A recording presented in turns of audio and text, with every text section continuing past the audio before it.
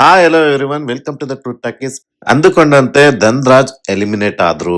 ಭವ್ಯ ಮತ್ತು ರಜತ್ ಬಂದಿರೋದು ತ್ರಿವಿಕ್ರಮ್ನ ಗೆಲ್ಸೋದಿಕ್ಕ. Flop show Manjanna. ಹಾಡಿನ ಮುಖಾಂತರ ರಜತ್ ನ ಗರ್ವಭಂಗ ಮಾಡಿದ ಹನುಮಂತ. ಹಾಗೂ ಬಿಗ್ ಬಾಸ್ ಒಂದು ವ್ಯಕ್ತಿತ್ವಗಳ ಶೋ ಅಲ್ಲ, ಇದು ಜಸ್ಟ್ TRP ತಂದ್ಕೊಡೋರ ಶೋ. ಇವುಗಳ ಬಗ್ಗೆ ಎಲ್ಲ ಮಾತಾಡೋಣ. ಅದಕ್ಕೂ ಮುಂಚೆ ದಯವಿಟ್ಟು ನಮ್ಮ ಚಾನಲ್ಗೆ ಸಬ್ಸ್ಕ್ರೈಬ್ ಆಗಿ, ಲೈಕ್ ಮಾಡಿ, ನಮ್ಮನ್ನ ಪ್ರೋತ್ಸಾಹಿಸಿ. Please subscribe. ನಿನ್ನೆ ಗೌತಮಿ ಅವರು ಹೊರಗಡೆ ಬಂದ ಮೇಲೆ ಅಲ್ಲಿಂದ ಅಂದ್ರೆ ಆಕ್ಟಿವಿಟಿ ರೂಮ್ ಇಂದ ಧನ್ರಾಜ್ ಮತ್ತೆ ಭವ್ಯ ಅವರು ಬರ್ತಾರೆ.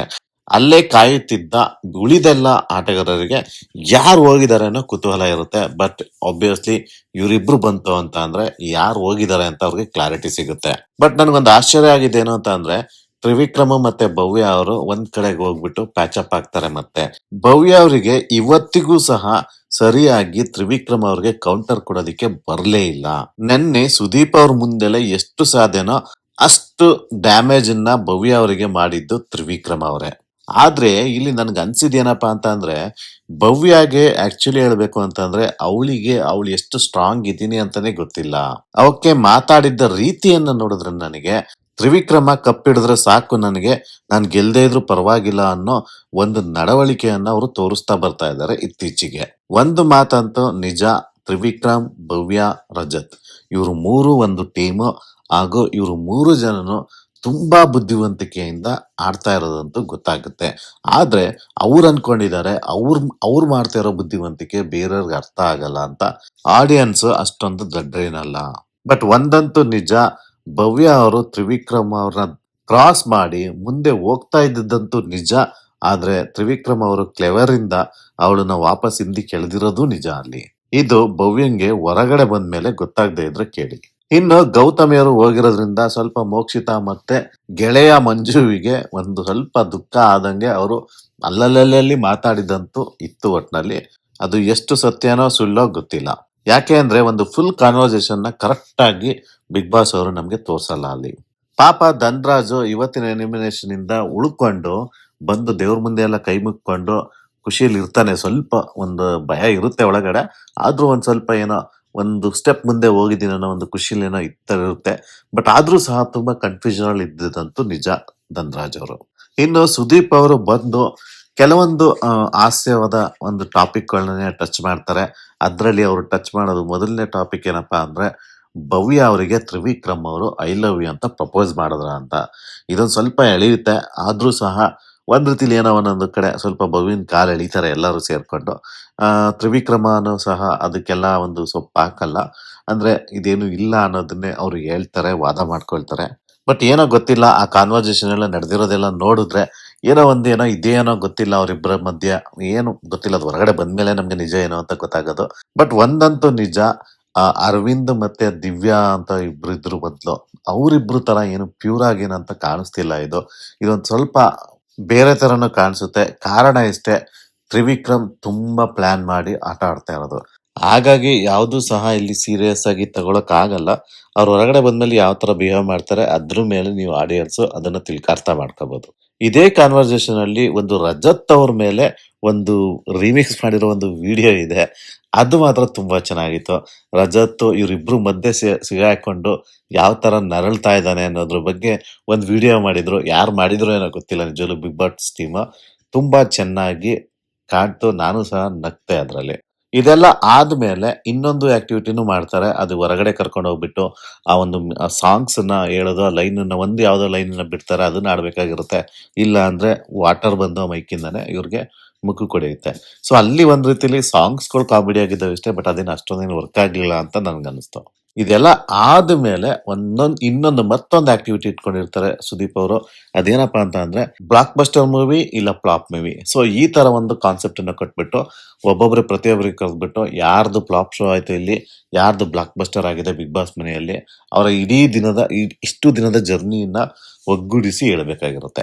ಸೊ ಅದ್ರಲ್ಲಿ ಮೊದಲನೇದಾಗಿ ಧನ್ರಾಜ್ ಬರ್ತಾರೆ. ಧನ್ರಾಜ್ ಬಂದ್ಬಿಟ್ಟು ಹನುಮಂತಿಗೆ ಬ್ಲಾಕ್ ಬಸ್ಟರ್ ಕೊಟ್ರೆ ಮಂಜುಗೆ ಫ್ಲಾಪ್ ಅಂತ ಕೊಡ್ತಾರೆ. ಇದು ಆಬ್ವಿಯಸ್ಲಿ ನಮಗ್ ಗೊತ್ತಿರುತ್ತೆ, ಬ್ಲಾಕ್ ಬಸ್ಟರ್ ಧನ್ರಾಜ್ ಅವರು ಹನುಮಂತಿಗೆ ಕೊಡೋದು ಅಂತ. ಫ್ಲಾಪ್ ಅನ್ನ ಅವರು ಮಂಜು ಕೊಟ್ಟಿದ್ರಲ್ಲಿ ತಪ್ಪೇನೂ ಇರಲಿಲ್ಲ. ಒಂದ್ ರೀತಿಲಿ ವ್ಯಾಲಿಡ್ ಇತ್ತು. ಅವ್ರ ಪ್ರಕಾರ ಅವ್ರು ಕೊಟ್ಟಂತ ರೀಸನ್ ಗಳೆಲ್ಲ ಸರಿಯಾಗಿ ಇತ್ತು. ಆಸ್ ಎ ಆಡಿಯನ್ಸ್ ನಾವು ನೋಡ್ತಾ ಇದ್ದಾಗ್ಲೂ ಮಂಜುವಿಗೆ ಏನಕ್ಕೆ ಫ್ಲಾಪ್ ಅಂದ್ರು ಅಂತ ನಮ್ಗೆ ಈಸಿಯಾಗಿ ಅರ್ಥ ಆಗುತ್ತೆ. ಅದ್ರಲ್ಲಿ ಏನ್ ಕಷ್ಟ ಇರಲಿಲ್ಲ. ಇನ್ನು ನೆಕ್ಸ್ಟ್ ತ್ರಿವಿಕ್ರಮ್ ಬರ್ತಾರೆ. ತ್ರಿವಿಕ್ರಮ್ ಬಂದ್ಬಿಟ್ಟು ಬ್ಲಾಕ್ ಬಸ್ಟರ್ ನ ರಜತ್ ಅವ್ರಿಗೆ ಕೊಟ್ರೆ, ಫ್ಲಾಪ್ ಶೋನ ಮಂಜು ಕೊಡ್ತಾರೆ ಅಲ್ಲಿ. ಅವರು ಮಂಜುಗ್ ಏನಂತ ರೀಸನ್ ಕೊಟ್ರು ಅದೆಲ್ಲ ವ್ಯಾಲಿಡೇ ಇತ್ತು, ಅದೇನು ತಪ್ಪೇನಿರ್ಲಿಲ್ಲ ಅಂತಲ್ಲ. ಇನ್ನು ರಜತ್ ಅವ್ರಿಗೆ ಬ್ಲಾಕ್ ಬಸ್ಟರ್ ಕೊಟ್ಟಂತ ರೀಸನ್ಗಳು ಅಷ್ಟೇನೆ. ಅವ್ರು 50 ಡೇಸ್ ಅಲ್ಲಿ ಬಂದು ಇಲ್ಲಿವರೆಗೆ ಬಂದಿರೋದು ದೊಡ್ಡ ಅಚೀವ್ಮೆಂಟ್. ಅವ್ರು ಮಾತಾಡ್ತಾ ಇರೋ ರೀತಿ ಅವೆಲ್ಲ ಎಲ್ಲಾ ರೀತಿಲಿ ಅವ್ರು ಆಟ ಆಡ್ತಾ ಇರೋ ರೀತಿ ಎಲ್ಲ ಚೆನ್ನಾಗಿದೆ ಅಂತ ಯೋಚನೆ ಮಾಡಿ ಹೇಳಿದ್ರು. ಬಟ್ ಆದ್ರೆ ನನ್ಗನ್ಸಿದ್ದೇನಪ್ಪಾ ಅಂತಂದ್ರೆ, ಎಸ್ ಚೆನ್ನಾಗಿ ಆಡಿದ್ದಾರೆ, ಇಲ್ಲ ಅಂತಲ್ಲ ರಜತ್. ಆದ್ರೆ ಅಷ್ಟೇ ಅಹಂಕಾರ ತುಂಬಿ ತುಡುಗುತ್ತೆ ಆ ವ್ಯಕ್ತಿಯಲ್ಲಿ. ಸೊ ಹಾಗಾಗಿ ಇವರು ಬ್ಲಾಕ್ ಬಸ್ಟರ್ ಹೌದು, ಆದ್ರೂ ಸಹ ಇವರು ಕ್ಲಾಸ್ ಮೂವಿ ಅಂತೂ ಅಲ್ಲ. ಇವ್ರು ಏನಿದ್ರು ಮಾಸ್ ಮೂವಿ ಅಂತ ನನ್ಗನ್ಸಿದ್ದಂತೂ ನಿಜ. ಬಿಗ್ ಬಾಸ್ಗೆ ಏನ್ ಬೇಕು ಆ ಎಲಿಮೆಂಟ್ ಇತ್ತು. ಆ ಬ್ಲಾಕ್ ಬಸ್ಟರ್ ಮೂವಿ ಮಾಸ್ ಮೂವಿಯಲ್ಲಿ ಏನು ಒಂದು ಕ್ಯಾಟಗರಿ ಬರುತ್ತೋ ಅದ್ರಲ್ಲಿ ಹೇಗೆ ಹಿಟ್ ಆಗ್ತಾವ ಮೂವಿಗಳು, ಆ ತರ ರಜತ್ ಅವರು ಸಹ ಬಿಗ್ ಬಾಸ್ ನ ಕಾಂಟ್ರಿಬ್ಯೂಷನ್ ಚೆನ್ನಾಗಿದೆ. ಬಟ್ ವಿನ್ ಆಗೋದಿಕ್ಕಾಗುತ್ತಾ ಅಂತ ಅಂದ್ರೆ ನನ್ಗನ್ಸುತ್ತೆ ಇಲ್ಲ ಅಂತಾನೆ. ಯಾಕೆ ಅಂತ ಅಂದ್ರೆ, ಈ ಮಾಸ್ ಮೂವಿಗಳಿಗೆ ಅವಾರ್ಡ್‌ಗಳು ಸಿಗೋದು ಕಮ್ಮಿ. ಚೆನ್ನಾಗಿ ಹಿಟ್ಟಾಗುತ್ತೆ, ಚೆನ್ನಾಗಿ ಓಡ್ತವೆ. ಬಟ್ ಆದ್ರೆ ಅವಾರ್ಡ್‌ಗಳು ಬರಲ್ಲ ಅಂತ ನನ್ನ ಒಂದು ಅಭಿಪ್ರಾಯ. ನೆಕ್ಸ್ಟ್ ಮೋಕ್ಷಿತಾ ಅವ್ರು ಬರ್ತಾರೆ. ಅವರು ಆಬ್ವಿಯಸ್ಲಿ ಬ್ಲಾಕ್ ಬಸ್ಟರ್‌ನ ಹನುಮಂತು ಕೊಡ್ತಾರೆ. ಫ್ಲಾಪ್‌ನ ಮಂಜು ಕೊಡ್ತಾರೆ. ಇಲ್ಲಿ ನನಗೆ ರೀಸನ್ ಏನು ತಪ್ಪೇನು ಇಲ್ಲ ಅಂತ ಅನಿಸ್ತು. ಏನ್ ರೀಸನ್ ಕೊಟ್ರು ಮೋಕ್ಷಿತಾ ಅವರು. ಸೊ ಒಂದ್ ರೀತಿಲಿ ಕರೆಕ್ಟ್ ಆಗೇ ಇತ್ತು ಅದು. ನೆಕ್ಸ್ಟ್ ಭವ್ಯ ಅವ್ರು ಬರ್ತಾರೆ. ಭವ್ಯ ಬಂದ್ಬಿಟ್ಟು ತ್ರಿವಿಕ್ರಮ್‌ಗೆ ಬ್ಲಾಕ್ ಬಸ್ಟರ್ ಕೊಟ್ರೆ, ಫ್ಲಾಪು ಮಂಜು ಕೊಡ್ತಾರೆ. ಅದು ಆಬ್ವಿಯಸ್ ರೀಸನ್ಸ್ ಗೊತ್ತಿದೆ ನಮ್ಗೆ ಅವ್ರು ಏನೇನು ರೀಸನ್ ಕೊಡ್ತಾರೆ ಅಂತ. ಒಂದ್ ರೀತಿಲಿ ಓಕೆ, ಅದ್ರಲ್ಲಿ ಏನು ತೊಂದರೆ ಇರ್ಲಿಲ್ಲ. ಕೊಟ್ಟಂತ ರೀಸನ್ಗಳು ಕರೆಕ್ಟ್ ಆಗೇ ಇತ್ತು. ಇನ್ನು ನೆಕ್ಸ್ಟ್ ರಜತ್ ಅವ್ರು ಬರ್ತಾರೆ. ಅವ್ರು ಬಂದ್ಬಿಟ್ಟು ಉತ್ತಮವನ್ನ ತ್ರಿವಿಕ್ರಮ ಕೊಟ್ರೆ, ಕಳಪೆಯನ್ನ ಧನರಾಜಿಗೆ ಕೊಡ್ತಾರೆ.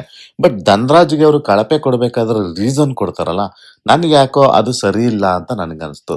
ಅವರು ಹೇಳ್ಬೇಕಾಗಿದ್ದು ಬರೀ ಧನರಾಜ್ನ ವ್ಯಕ್ತಿತ್ವ ಹೇಳ್ಬೇಕಾಗಿತ್ತು. ಅವ್ರು ಮಾತಾಡೋದೇನಪ್ಪಾ ಅಂತ ಅಂದ್ರೆ, ಯಾವುದೇ ಒಂದು ಚೆನ್ನಾಗಿರೋದು ಏನೇ ಕೊಡೋದಾದ್ರೂ ಅದನ್ನ ಹನುಮಂತು ಕೊಟ್ಬಿಡ್ತಾನೆ. ಅವನು ಏನು ಮಾಡೇ ಇರಲ್ಲ ಅಂತ ಹೇಳ್ಬಿಟ್ಟು ಇವನು ಅವನಿಗೆ ಕಳಪೆ ಅಂದ್ರೆ ಫ್ಲಾಪ್ ಅಂತ ಕೊಡ್ತಾನೆ. ನನಗೆ ಅದು ಯಾಕೋ ಸರಿ ಇಲ್ಲ ಅಂತ ಅನಿಸ್ತು. ಇವನು ಏನ್ ಈಗ ರಜತ್ ಏನ್ ಪರ್ಸ್ಪೆಕ್ಟಿವ್ ಇದೆಯಲ್ಲ, ಅದನ್ನ ಧನರಾಜ್ ಅವರು ಥಿಂಕ್ ಮಾಡ್ಬೇಕಾ? ಬೇರೆ ಇವನ್ ಏನ್ ಥಿಂಕ್ ಮಾಡ್ತಾನೋ ಅದೇ ತರ ಥಿಂಕ್ ಮಾಡ್ಬೇಕು. ಅಂದ್ರೆ ಇವನಿಗೆ ತ್ರಿವಿಕ್ರಮನ್ ಜೊತೆ ಇವನ್ ಬಕೆಟ್ ಇಟ್ಕೊಂಡು ಕೂತಿದ್ದಾರೆ ಇವರು. ಇವ್ರ ತರನೇ ಅವರು ಬಂದು ತ್ರಿವಿಕ್ರಮ ಜೈ ಜೈ ಅನ್ಕೊಂಡು ಅವರು ಕೂತ್ಕೋಬೇಕಾಗಿತ್ತ. ನನ್ಗೆ ಒಂದ್ ಅರ್ಥ ಆಗ್ಲಿಲ್ಲ ಇಲ್ಲಿ. ನಿನಗ್ ಕೊಟ್ಟಿದ್ದ ಟಾಸ್ಕ್ ಏನೋ, ನೀನು ಫ್ಲಾಪ್ ಶೋ ಅವಂದು ಯಾಕೆ ಅಷ್ಟೇ ಹೇಳ್ಬೇಕಿತ್ತು. ಬಟ್ ಆದ್ರೆ ಅವನ್ ಕೊಟ್ಟಂತ ರೀಸನ್ಗಳು ಹನುಮಂತನ್ನ ಇವನು ಹೈಲೈಟ್ ಮಾಡ್ತಾನೆ ಅಂತ ಕೊಟ್ಟಿದ್ದು ಯಾಕೋ ಸರಿಯಾಗಿರ್ಲಿಲ್ಲ. ನನಗ್ ಗೊತ್ತಿದೆ ಇವ್ರದ್ದು ರಜತ್ತಿಗೆ ಒಂದು ಟಾರ್ಗೆಟ್ ಏನು ಅಂತ ಅಂದ್ರೆ, ಈಗ ಏನಿದ್ರು ಹನುಮಂತನ್ನ ಎಳಿಬೇಕು, ಹೆಂಗಾರು ಮಾಡಿ ಬೀಳಿಸ್ಬೇಕು. ಅದಾಗ್ತಾ ಇಲ್ಲ. ಯಾಕೆ ಅಂತಂದ್ರೆ, ನೀವು ಆಲ್ರೆಡಿ ಅಬ್ಸರ್ವ್ ಮಾಡಿದೀವಿ ನಾವು. ಲಾಸ್ಟ್ ವೀಕ್ ಅವ್ರು ಕ್ಯಾಪ್ಟನ್ ಆದಾಗ ಯಾವ ತರ ಹನುಮಂತನ ಹೊರಗಡೆ ಇಡ್ಬೇಕು ಅಂತ ನೋಡಿದ್ರು, ಅದೇ ಟಿಕೆಟ್ ಫಿನಾಲೆ ಟಿಕೆಟ್ ತಗೊಂಡ್ ಬಂದು ನಿಂತಿದ್ದಾನೆ ಇವತ್ತು ಹನುಮಂತ. ಸೊ ಹಾಗಾಗಿ ಇಲ್ಲೂ ಸಹ ಅಟ್ಯಾಕ್ ನ ಮಾಡ್ತಾರೆ ಹನುಮಂತನ ಮೇಲೆ ಇಂಡೈರೆಕ್ಟ್ ಆಗಿ. ಇನ್ನು ಬ್ಲಾಕ್ ಬಸ್ಟರ್ ನ ತ್ರಿವಿಕ್ರಮಂಗೆ ಕೊಡ್ತಾರೆ. ಅವರು ಫುಲ್ ಏನ್ ಹೆಂಗಪ್ಪ ಅಂತ ಅಂದ್ರೆ, ಇವ್ರಿಬ್ರು ತ್ರಿವಿಕ್ರಮ ಮತ್ತೆ ರಜತ್ ಅವರು ಮಾತಾಡ್ಕೊಳ್ಳೋದು ಹೇಗೆ ಅಂತ ಅಂದ್ರೆ, ಏನ್ ಇವ್ರಿಬ್ರು ಟಾಸ್ಕ್ ಮಾಡೋದ್ರಲ್ಲಿ ತುಂಬಾ ಎಕ್ಸ್ಪರ್ಟ್ಗಳು. ಇವ್ರುಗಳು ಬಿಟ್ರೆ ಇನ್ನಿಲ್ಲ. ಮತ್ತೆ ಏನೇ ಫಿಸಿಕಲ್ ಟಾಸ್ಕ್ ಆಡಿದ್ರು ಅಲ್ಲಿ ಒಬ್ರಿಗೊಬ್ರು ಅಂಡರ್ಸ್ಟ್ಯಾಂಡಿಂಗ್ ಅಲ್ಲಿ ಆಟ ಆಡ್ತಿದ್ದೋ. ಸೊ ಆ ತರ ಒಂದ್ ರೀತಿಲಿ ಹೆಂಗೆ ಅಂದ್ರೆ, ಇವ್ರಿಬ್ರು ಬಿಟ್ರೆ ಯಾರು ಇಲ್ವೇನೋ ಮನೆಯಲ್ಲಿ ಅನ್ನೋ ತರ ಮಾತುಗಳು ಇವ್ರಿಬ್ರು ಒಂದು ರೀಸನ್ಗಳು ಕೊಡ್ಬೇಕಾದ್ರೂ ಕಾಣಿಸ್ತು ನನಗೆ. ನಿಮ್ಗೆ ಎಷ್ಟೇ ಅಹಂಕಾರ ಇರ್ಲಿ, ನೀವು ಆಟ ಆಡೋ ರೀತಿ ಮೇಲೆ ಅಷ್ಟೇ ಒಂದು ಗರ್ವ ಇರ್ಲಿ, ಕಾನ್ಫಿಡೆಂಟ್ ಇರ್ಲಿ, ನಾನು ಹೇಳೋದೇನಂತ ಅಂದ್ರೆ ಇಂಡಿವಿಜುವಲ್ ಆಗಿ ಆಡಿ. ಯಾಕೆ ಅಂತ ಅಂದ್ರೆ, ಇವನ ಅಭಿಪ್ರಾಯ ತ್ರಿವಿಕ್ರಮ ಅವ್ರಿಗೆ ಇವನು ಬ್ಲಾಕ್ ಬಸ್ಟರ್ ಕೊಡ್ತಿದ್ದಾನೆ. ಹನುಮಂತಂಗೆ ಅವನು ಧನರಾಜ್ ಬ್ಲಾಕ್ ಬಸ್ಟರ್ ಕೊಡ್ತಿದ್ದಾನೆ. ಅವನ ಪ್ರಕಾರ ಅವನಿಗೆ ಹನುಮಂತು ಗ್ರೇಟ್ ಆಗಿರ್ತಾನೆ. ರಜತ್ ಕನ್ಸಿದ್ದನ್ನೇ ಧನರಾಜು ಮಾಡ್ಬೇಕು ಅನ್ನೋದು ತಪ್ಪು. ಹಾಗೂ ನನ್ಗೆ ಅನ್ಸಿದ್ದೇನಪ್ಪಾ ಅಂತ ಅಂದ್ರೆ, ತ್ರಿವಿಕ್ರಮ್ಗೆ ಹೋಲ್ಸಿದ್ರೆ ರಜತ್ ಮತ್ತೆ ಭವ್ಯ ಅವರು ಟಾಸ್ಕ್ ಅಲ್ಲೂ ಅಲ್ಲದೆ ಬೇರೆ ಎಂಟರ್ಟೈನ್ಮೆಂಟ್ ಅಲ್ಲೆಲ್ಲ ತುಂಬಾ ಚೆನ್ನಾಗಿ ಮಾಡ್ತಾರೆ. ಅವ್ರುಗಳು ಬಂದು ಇಲ್ಲಿ ತ್ರಿವಿಕ್ರಮ್ನ ಗೆಲ್ಸೋದಿಕ್ಕೆ ಚಪ್ಪಾಳೆ ಹೊಡ್ಕೊಂಡ್ ಕೂತಿರೋದು ವಿಪರ್ಯಾಸ ಅಂತ ನನ್ಗನಿಸ್ತು. ಇನ್ನು ಮಂಜು ಅವ್ರು ಬಂದ್ಬಿಟ್ಟು ಅವರು ಧನರಾಜಿಗೆ ಫ್ಲಾಪ್ ಶೋ ಕೊಟ್ರೆ, ಹನುಮಂತನ್ಗೆ ಅವರು ಬ್ಲಾಕ್ ಬಸ್ಟರ್ ಅಂತ ಕೊಡ್ತಾರೆ. ಇಲ್ಲಿ ನೀವು ಅಬ್ಸರ್ವ್ ಮಾಡ್ಬೇಕಾಗಿದೆ ಏನು ಅಂತ ಅಂದ್ರೆ, ಹನುಮಂತನ್ಗೆ ಬ್ಲಾಕ್ ಬಸ್ಟರ್ ಕೊಡೋದಿಕ್ಕೆ ಅವ್ರಿಗೆ ಇಷ್ಟ ಇದೆಯೋ ಇಲ್ವೋ ಅದು ಬೇರೆ. ಆದ್ರೆ ಅವರಿಗೆ ಬೇರೆಯವರು ಕೊಡೋದಿಕ್ಕೆ ಇಷ್ಟ ಇಲ್ಲ. ಆ ಕಡೆ ಇರೋ ಪಾರ್ಟಿಯವ್ರಿಗೆ ಅಂದ್ರೆ ತ್ರಿವಿಕ್ರಮೇ ಆಗ್ಲಿ, ರಜತೆ ಆಗ್ಲಿ, ಭವ್ಯ ಅವ್ರಿಗೆ ಆಗ್ಲಿ, ಅವ್ರ 3 ಜನಕ್ಕೆ ಇವನಂತೂ ಬ್ಲಾಕ್ ಬಸ್ಟರ್ ಕೊಡಲ್ಲ. ಸೊ ಹಾಗಾಗಿ ಒಂದ್ ರೀತಿಲಿ ಹನುಮಂತಂಗೆ ಇದೊಂದ್ ತರ ಅಡ್ವಾಂಟೇಜ್. ಇಲ್ಲಿ ನಾನು ಹನುಮಂತ ಡಿಸರ್ವ್ ಇಲ್ಲ ಅಂತ ನಾನು ಹೇಳ್ತಾ ಇಲ್ಲ. ಹನುಮಂತ ಡಿಸರ್ವ್ ಇದಾನೆ. ಆದ್ರೆ ಹನುಮಂತ ಮತ್ತೆ ಧನರಾಜ್ ಅವರು ಒಂಥರ ನ್ಯೂಟ್ರಲ್ ಅವರು. ನೀವು ಎಷ್ಟೋ ಸರಿ ಈ ಸೀಸನ್ ಎಪಿಸೋಡ್ಗಳು ನೋಡ್ಕೊ ಬಂದಾಗ, ಈಗ ಮಂಜು ಅವ್ರ ಟೀಮ್ ಮತ್ತೆ ತ್ರಿವಿಕ್ರಮ ಅವ್ರ ಟೀಮ್. ಸೊ ಅವರಿಬ್ರುಗಳ ಮಧ್ಯದಲ್ಲಿ ಜಗಳ ಆದಾಗ ಅವ್ರಿಗೆ ಅವ್ರಿಗೆ ಏನೇ ಒಂದು ಅಡ್ವಾಂಟೇಜ್ ಅವ್ರಿಗೆ ಹೋಗೋದಿಕ್ಕೆ ಇಷ್ಟ ಇರಲ್ಲ. ಅವ್ರ ಟೀಮ್ ಅವ್ರಿಗೆ ಇವ್ರಿಗೆ ಬರೋದು ಇಷ್ಟ ಇರಲ್ಲ. ಬೇಕಾದ್ರೆ ಆ ನ್ಯೂಟ್ರಲ್ ಟೀಮ್ ಅಂತ ಇದ್ದಂತಹ ಹನುಮಂತಂಗೆ ಆಗ್ಲಿ ಧನರಾಜ್ಗೆ ಅದ್ ಏನೇ ಅಡ್ವಾಂಟೇಜ್ ಸಿಕ್ಕಿದ್ರು ಅವ್ರು ಓಕೆ ಆಗಿರ್ತಾರೆ. ಈ ತರ ಬೆನಿಫಿಟ್ ಇವ್ರಿಬ್ರಿಗೆ ತುಂಬಾ ಸಿಕ್ತು ಈ ಸೀಸನ್ ಅಲ್ಲಿ. ನೀವು ಅಬ್ಸರ್ವ್ ಮಾಡಿದ್ರೆ ಧನರಾಜ್ ಅವರು ಇದೇ ಒಂದು ಸಿಚುವೇಶನ್ ಅಲ್ಲಿ ಸಿಗಾಕೊಂಡು ಅವರು ಕ್ಯಾಪ್ಟನ್ ಆಗ್ತಾರೆ. ಇನ್ನು ಮಂಜು ಅವರು ಫ್ಲಾಪ್ ಶೋ ಅಂತ ಧನರಾಜ್ ಅವ್ರಿಗೆ ಕೊಡ್ತಾರೆ. ಕೊಟ್ಟಂತ ರೀಸನ್ ಓಕೆ ಅಂತಾನೆ ಅನಿಸ್ತು ನನಗೆ. ಸೊ ಇನ್ನು ನೆಕ್ಸ್ಟ್ ಬಂದಂತಹ ನಮ್ಮ ಹನುಮಂತು ಬರ್ತಾರೆ. ಅವರು ಬ್ಲಾಕ್ ಬಸ್ಟರ್ ನ ತ್ರಿವಿಕ್ರಮ್ ಕೊಟ್ರೆ, ಫ್ಲಾಪ್ ನ ಇಲ್ಲಿ ರಜತ್ ಅವ್ರಿಗೆ ಕೊಡ್ತಾರೆ. ಬಟ್ ಇಲ್ಲಿ ತ್ರಿವಿಕ್ರಮ ಅವ್ರಿಗೆ ಬ್ಲಾಕ್ ಬಸ್ಟರ್ ಕೊಡೋದಕ್ಕೆ ಒಂದು ಸಿಂಪಲ್ ಎಕ್ಸ್ಪ್ಲನೇಷನ್ ಕೊಟ್ಬಿಡ್ತಾರೆ. ಬಟ್ ಫ್ಲಾಪ್ ನಿಲ್ಸಿದಂತ ರಜತ್ಗೆ ಹಾಡಿನ ಮುಖಾಂತರ ಹೇಳ್ತೀನಿ ಅಂತ ಕೌಂಟರ್ ಕೊಡ್ತಾರೆ. ನಿಜವಾಗ್ಲೂ ರಜತ್ ಫುಲ್ಲು ಹುರ್ಕೊಂಡ್ಬಿಡ್ತಾನೆ. ಅಷ್ಟೇ ಅವನಿಗೆ ಡ್ಯಾಮೇಜ್ ಆಗೋ ತರ ಮಾಡ್ತಾನೆ ಹನುಮಂತ. ನಿಜವಾಗ್ಲೂ ಸುದೀಪ್ ಅವರು ಸಹ ನಗ್ತಾರೆ ನಮ್ಮ ಇವ್ರ ರಜತ್ ಅವರ ಎಕ್ಸ್ಪ್ರೆಷನ್ ನೋಡಿ. ಆ ಹಾಡಲ್ಲಿ ಮೀನಿಂಗ್ ಏನಿರುತ್ತೆ ಅಂತ ಅಂದ್ರೆ, ಓವರ್ ಆಲ್ ಮೀನಿಂಗ್ ಏನಪ್ಪಾ ಅಂತ ಅಂದ್ರೆ, ಮಾತು ಮನೆ ಕೆಡಿಸ್ತು, ತೂತು ಒಲೆ ಕೆಡಿಸ್ತೋ ಮೂಡ, ಯೋಚನೆ ಮಾಡಿ ಮಾತಾಡೋದನ್ನ ಕಲಿಯೋ ಮೂಡ, ನಿನಗೆ ಕೊಂಬೇನಿಲ್ಲ, ನೀನು ಸುಳ್ಳುಗಳನ್ನೆಲ್ಲ ಮಾಲೆ ಮಾಡ್ಕೊಂಡು ಅದನ್ನ ಹೇಳ್ತೀಯ ನೀನು ಸುದೀಪ್ ಅವ್ರ ಮುಂದೆ. ಸೊ ಆತರ ಬರೀ ಸುಳ್ಳುಗಳನ್ನೇ ಹೇಳ್ತೀಯ ಅಂತ ಹೇಳಿ ಮಾತನ್ನ ಸರಿಯಾಗಿ ಆಡೋದನ್ನ ಕಲಿ ಅಂತ ಹೇಳ್ತಾನೆ. ಆಮೇಲೆ ಸರಿಯಾಗಿ ಸಣ್ಣ ಪುಟ್ಟ ಕಾರಣಗಳೇ ನಿನ್ಗೆ ಅರ್ಥ ಆಗಲ್ಲ, ಇನ್ನ ದೊಡ್ಡ ಕಾರಣ ಬೇಕಾ ನಿನಗೆ? ಮೊದ್ಲು ಸಣ್ಣ ಪುಟ್ಟ ಕಾರಣಗಳನ್ನ ಅರ್ಥ ಮಾಡ್ಕೊ, ಆಮೇಲೆ ದೊಡ್ಡ ಕಾರಣ ನಾವ್ ಹೇಳ್ತೀವಿ ಅಂತ ಹೇಳ್ತಾನೆ. ನಿಜವಾಗ್ಲೂ ರಜತ್ಗೆ ಎಷ್ಟು ಕೋಪ ಬಂದಿರುತ್ತೆ ಅಂತಂದ್ರೆ, ಅವ್ನ್ ಆಕ್ಚುಲಿ ಕೈ ಎತ್ತುತ್ತಾನೆ ನಾನ್ ಮಾತಾಡ್ಬೇಕು ಅಂತ. ಅಂದ್ರೆ ಅವ್ನ್ ಕ್ವಶನ್ ಕೇಳೋದಕ್ಕೆ ರೆಡಿ ಆಗಿರ್ತಾನೆ. ಸೊ ಆ ಟೈಮ್ ಅಲ್ಲಿ ಸುದೀಪ್ ಅವರು ನೋ ಅಂತ ಹೇಳ್ತಾರೆ, ನಾವ್ ಮಾತಾಡಕ್ ಬಿಡಲ್ಲ ಅಂತ ಹೇಳ್ತಾರೆ. ಆದ್ರೆ ನನ್ಗೊಂದು ಆಶ್ಚರ್ಯ ಆಗಿದೆ ಏನು ಗೊತ್ತಾ, ಇಮ್ಮಿಡಿಯೇಟ್ ಆಗಿ ಸುದೀಪ್ ಅವರೇನೆ ಆಮೇಲೆ ನಿಮ್ಗೆ ಯಾರಿಗಾರು ಕ್ವಶನ್ ಕೇಳಬೇಕು ಅಂತಿದ್ರೆ, ಇಡೀ ಸೀಸನ್ ನಂಗೆ ಕೊಟ್ಟಿಲ್ಲ ಆಯ್ತಾರ, ಯಾರಿಗಾರು ನಿಮ್ಗೆ ಏನಾದ್ರು ಕ್ವಶನ್ ಕೇಳಬೇಕು ಅಂತಿದ್ರೆ ನನ್ನ ಮುಂದೆ ಸುದೀಪ್ ಅವ್ರ ಮುಂದೆ ಕೇಳಬೇಕು ಕ್ವಶನ್ ಅಂತಿದ್ರೆ ನಿಮ್ಗೆ ಅವಕಾಶ ಕೊಡ್ತೀನಿ ಕೇಳಿ ಅಂತ ಇಮ್ಮಿಡಿಯೇಟ್ ಆಗಿ ಹೇಳ್ತಾರೆ. ನನಗೆ ಇದೊಂಥರ ಅರ್ಥ ಆಗ್ಲಿಲ್ಲ. ಅಂದ್ರೆ ಅವ್ರಿಗೆ ಗೊತ್ತಿರುತ್ತೆ ರಜತ್ ಇಲ್ಲಿ ಕ್ವಶನ್ ಕೇಳ್ತಾನೆ, ಹನುಮಂತಂಗ ಅವನ್ಗೂ ಏನಾದ್ರು ಜಗಳ ಆಗುತ್ತೆ ಅನ್ನೋ ಒಂದ್ ರೀತಿಲಿ ಏನೋ ಒಂದು ಗೊತ್ತಿರುತ್ತೆ ಅವ್ರಿಗೆ, ಅದನ್ನ TRP ಗೋಸ್ಕರ ಯೂಸ್ ಮಾಡ್ಕೋಬಹುದು ಅಂತ ಶೋ ಒಂದು ಪ್ಲಾನ್ ಮಾಡಿ ನೆಕ್ಸ್ಟ್ ಸುದೀಪ್ ಅವ್ರ ಕೈಲೇನೆ ಆ ಮಾತನ್ನ ಹೇಳ್ಸಿದ್ರು ಏನೋ ಗೊತ್ತಿಲ್ಲ ನನ್ಗೆ. ಬಟ್ ಅಲ್ಲಿ ಅವ್ರು ಕೇಳ್ತಾರೆ, ಅದಕ್ಕೆ ಅವನು ಸೇಮ್ ಅದೇ ಆನ್ಸರ್ ಕೊಡ್ತಾನೆ, ಅಲ್ಲಿ ಅಂತ ಒಂದು ಗಲಾಟೆ ಆಗಲ್ಲ. ಬಟ್ ಓವರ್ ಆಲ್ ಕಾನ್ವರ್ಸೇಷನ್ ಅಲ್ಲಿ ರಜತ್ತಿಗೆ ನಿಜವಾಗ್ಲೂ ಹೇಳ್ಬೇಕು ಅಂತಂದ್ರೆ ಎಷ್ಟು ಚೆನ್ನಾಗಿ ಕೌಂಟರ್ ಕೊಡ್ಬೇಕೋ ಅವತ್ತು ಇವನು ಹಾಡಿನ ಮುಖಾಂತರ ಕೌಂಟರ್ ಕೊಟ್ಟಿರ್ತಾನೆ. ಅದಕ್ಕೆ ಸಖತ್ತಾಗಿ ಕೊಟ್ಟ ಇವತ್ತು ಹನುಮಂತ. ಇದೆಲ್ಲ ಆದ್ಮೇಲೆ ಒಂದು ಅದೇ ಎಲಿಮಿನೇಷನ್ ಪ್ರೊಸೆಸ್ ಬರ್ತಾರೆ.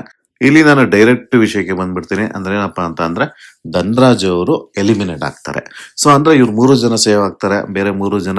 ಸೊ ಅವ್ರೆಲ್ಲರನ್ನು ಫ್ರೀಸ್ ಆಗಿ ಕೂರಿಸ್ತಾರೆ.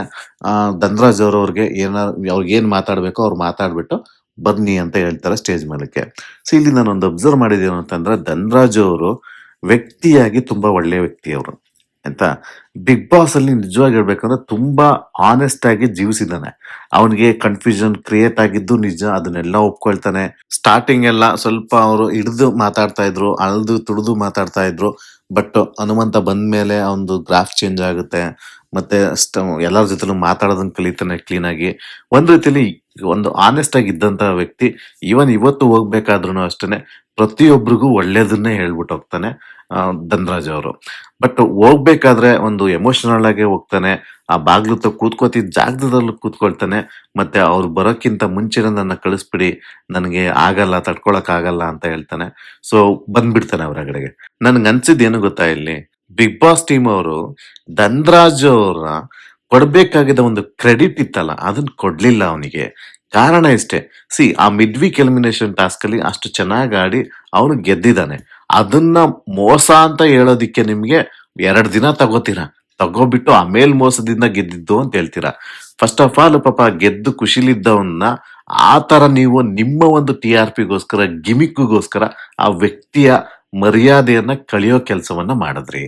ಅದೇ ನನಗೆ ಇಷ್ಟ ಆಗ್ಲಿಲ್ಲ. ಅವನಿಗೆ ಸಿಗ್ಬೇಕಾದ ಕ್ರೆಡಿಟ್ ನ ಕೊಟ್ಟಿದ್ರಿ, ಕಿತ್ಕೊಂಡ್ರಿ. ಆಮೇಲೆ ಅವನ ಮೇಲೆ ಒಂದ್ ರೀತಿಲಿ ಅಪವಾದ ಬರೋ ತರ ಮಾಡಿದ್ರಿ. ಆಮೇಲೆ ಅವನನ್ನ 2ನೇ ಎಲಿಮಿನೇಷನ್ ಅಲ್ಲಿ ಹೊರಗಡೆ ಹಾಕಿದ್ರಿ.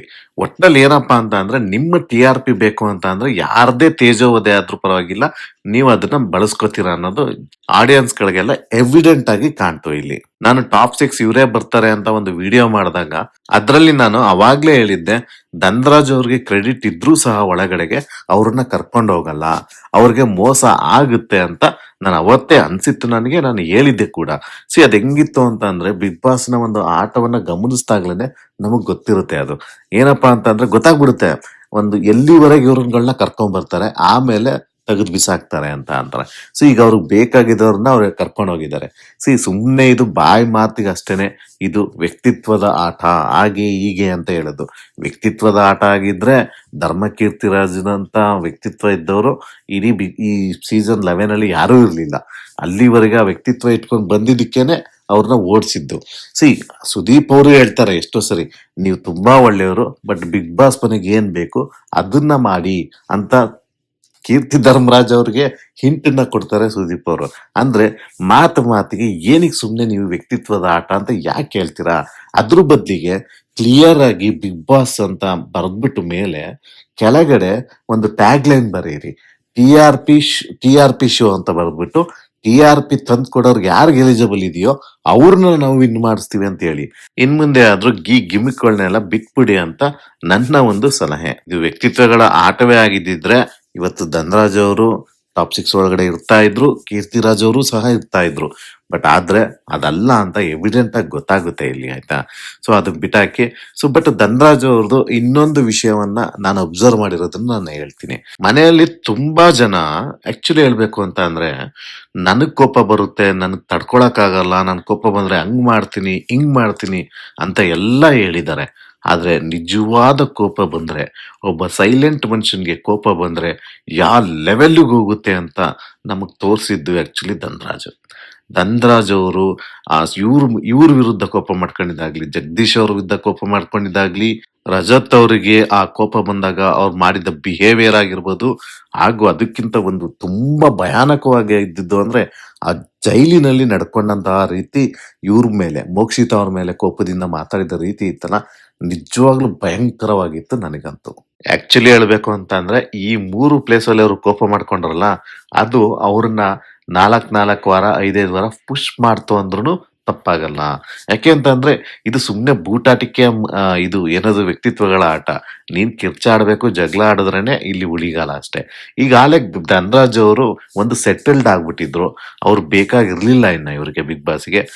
ಹಾಗಾಗಿ ಇವ್ರನ್ನ ಕಳ್ಸಿದ್ರು ಅಂತ ನನ್ಗನ್ನಿಸ್ತು ಅಷ್ಟೇ. ಒಂದೇ ಒಂದ್ ಬೇಜಾರೇನು ಅಂತ ಅಂದ್ರೆ, ಅವ್ರು ಸಿಗ್ಬೇಕಾದ ಕ್ರೆಡಿಟ್ ಅಟ್ಲೀಸ್ಟ್ ಆ ಒಂದು ಟ್ಯಾಗ್ ಲೈನ್ ಬೇಕಿತ್ತು ಅವ್ರಿಗೆ. ಆ ಮಿಡ್ ವೀಕ್ ಎಲಿಮಿನೇಷನ್ ನ ಟಾಸ್ಕ್ ಅನ್ನ ಗೆದ್ದು ಆ ಮಿಡ್ ವೀಕ್ ಎಲಿಮಿನೇಷನ್ ಇಂದ ಪಾರಾಗಿದ್ದಂತಹ ಧನ್ರಾಜು ಎಲ್ಲರನ್ನು ಸೋಲಿಸಿ ಟಾಪ್ ಸ್ಕೋರರ್ ಆಗಿದ್ರು ಅಂತ ಅಟ್ಲೀಸ್ಟ್ ಅವರಿಗೆ ಒಂದು ಕ್ರೆಡಿಟ್ ಅನ್ನ ಕೊಟ್ಬಿಟ್ಟು ಬೇಕಾದ್ರೆ ಕಳ್ಸಿದ್ರು ನನಗೆ ಬೇಜಾರಾಗ್ತಿರ್ಲಿಲ್ಲ. ಆ ಕ್ರೆಡಿಟ್ ಅನ್ನ ತಮ್ಮ ಸ್ವಾರ್ಥಕ್ಕೋಸ್ಕರ ಕಿತ್ಕೊಂಡು, ತಮ್ಮ TRPಗೋಸ್ಕರ ಕಿತ್ಕೊಂಡು ಈ ತರ ಕಳ್ಸಿದ್ದು ಸರಿ ಇಲ್ಲ ಅಂತ ನನ್ಗನ್ನಿಸ್ತು. ಇನ್ನು ನಾಳಿನ ಪ್ರೋಮೋದಲ್ಲಿ ಆಲ್ರೆಡಿ ನಮ್ಗೆ ನೋಡಿದೀವಿ, ಮಂಜು ಮತ್ತೆ ರಜತ್ ಅವ್ರ ಮಧ್ಯೆ ಮತ್ತೆ ಏನೋ ಒಂದು ಆಕ್ಟಿವಿಟಿಯಲ್ಲಿ ಇಬ್ರು ಜಗಳ ಆಡ್ತಿದ್ದಾರೆ. ಇದೇ ಬೇಕಾಗಿರೋದು ಬಿಗ್ ಬಾಸ್ ಅವ್ರಿಗೆ, ಈ ತರ ಕೂಗಾಡೋರು ಜಗಳಾಡೋರೇ ಬೇಕಾಗಿರೋದು. ಇದು ಯಾವ ವ್ಯಕ್ತಿತ್ವಗಳ ಆಟವೂ ಅಲ್ಲ ಅನ್ನೋದಕ್ಕೆ ಇದೇ ಪ್ರೂಫ್ ಅಷ್ಟೇ. ಇರೋದು 5 ದಿನ ಅಷ್ಟೇ, ಇನ್ನ 5 ದಿನದಲ್ಲೂ ಸಹ ಜಗಳಾಡೋರೇ ಬೇಕಾಗಿರೋದು ಅವ್ರಿಗೆ. TRP ತಂದು ಕೊಡೋರೇ ಅವ್ರಿಗೆ ಬೇಕಾಗಿರೋದು. ನೋಡೋಣ ನಾಳೆ ಇನ್ನು ಆ ಜಗಳ ಎಲ್ಲೆಲ್ಗೆ ಹೋಗುತ್ತೆ ಅಂತ. ನಾಳೆ ನಾನು ವಿಡಿಯೋ ಮಾಡೋದ್ರಲ್ಲಿ 6 ಜನರದ ಪ್ಲಸ್ ಮತ್ತೆ ಮೈನಸ್, ಇವಿಷ್ಟನ್ನು ನಾನು ಮಾತಾಡ್ತೀನಿ. ನಾಳೆ ಮತ್ತೆ ಸಿಗ್ತೀನಿ ಅಂತ ಹೇಳ್ತಾ, ದಯವಿಟ್ಟು ನಮ್ಮ ಚಾನಲ್ಗೆ ಸಬ್ಸ್ಕ್ರೈಬ್ ಆಗಿ, ಲೈಕ್ ಮಾಡಿ, ನಮ್ಮನ್ನ ಪ್ರೋತ್ಸಾಹಿಸಿ. Please subscribe. Thank you.